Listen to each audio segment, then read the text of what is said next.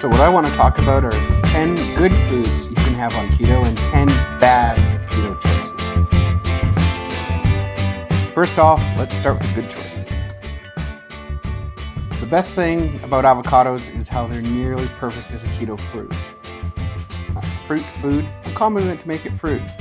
Avocados contain heart-healthy, unsaturated fats, the same type as you should be eating. 22 grams of fat per cup. Avocados have fiber, vitamin A, vitamin C, calcium, iron, and protein. Nuts. Nuts serve as an excellent source of unsaturated fats. Some nuts, like walnuts, are also packed with omega-3 fatty acids. Nuts also contain fiber to keep you feeling full, as well as essential nutrients such as magnesium, vitamin E, and folates. Olives. 1 cup of olives has 15 grams of mostly monounsaturated fat.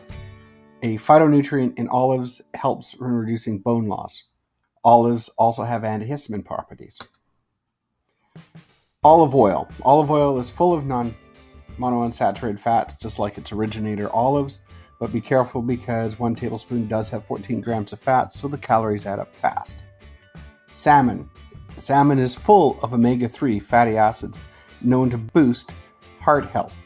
It's one of the best ways to get essential fat, and it's recommended that you get 2 or more servings of salmon per week. Tuna. Tuna also packs a high amount of healthy fats and omega-3s. As sashimi, it's the go-to food for many. It's also something you can cook as a steak and sear. Edamame. They boast polyunsaturated and monounsaturated fats and are also a source of protein and fiber. They can be steamed, sprinkled with salt, and can replace chips and junk food. You can shell them and toss the beans into salad to round out the nutrients and calories you're looking for. Eggs are inexpensive, healthy, and an easy source of protein. They're also perfect in their fat, protein, and carbohydrate balance. They're versatile. They can be used as a sauce thickener, a snack, or as a cornerstone of any healthy breakfast. Full fat milk. 1 cup, 8 ounces of whole milk contains 8 grams of fat and 5 grams of saturated fat. Skim milk lacks those great stats, and lactose is a quick way to rack up carbs. Full fat milk has vitamin A and D, and those are presented as fat-soluble vitamins. Cheese. While high in fat, with keto, it's a good thing.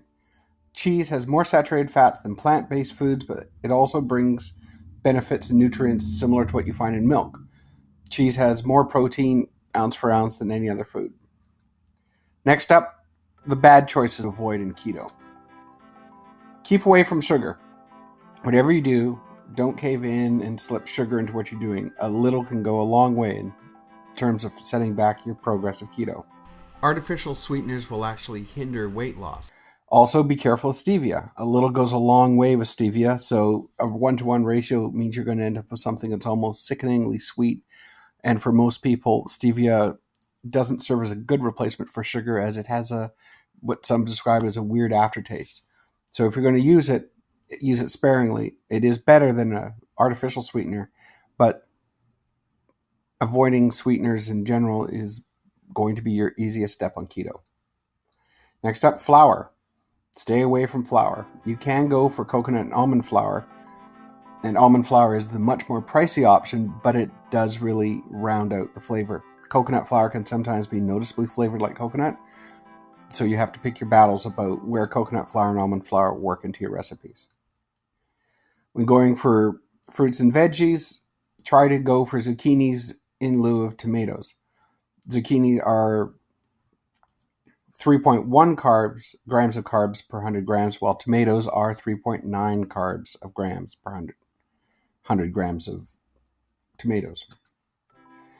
When looking at pork, bacon is better than pulled pork. Pulled pork usually comes with some sort of a barbecue sauce in the process of making pulled pork. So if you look at pulled pork, it has 19 grams of carbs per 100 grams, while bacon only has 1.4 grams of carbs per 100 grams. When you can, cook at home. If you skip the restaurant, it'll save you money, it'll let you control your ingredient list and your portion sizes. Usually, fat, salt, sugar are the easy ways to make takeout food healthy or enjoyable, but they're not the way to make it healthy in the slightest. And while avoiding carbs should be the goal, don't skip all the carbs.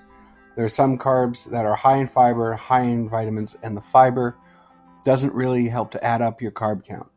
Good choices are cauliflower, broccoli, spinach, Brussels sprouts, and avocados.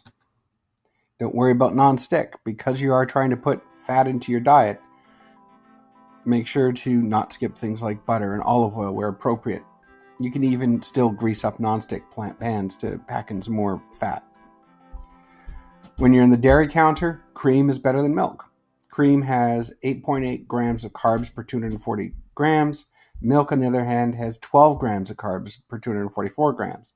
So you're going for cream gives you fewer carbs. And last but not least, if you're not getting into ketosis, don't give up.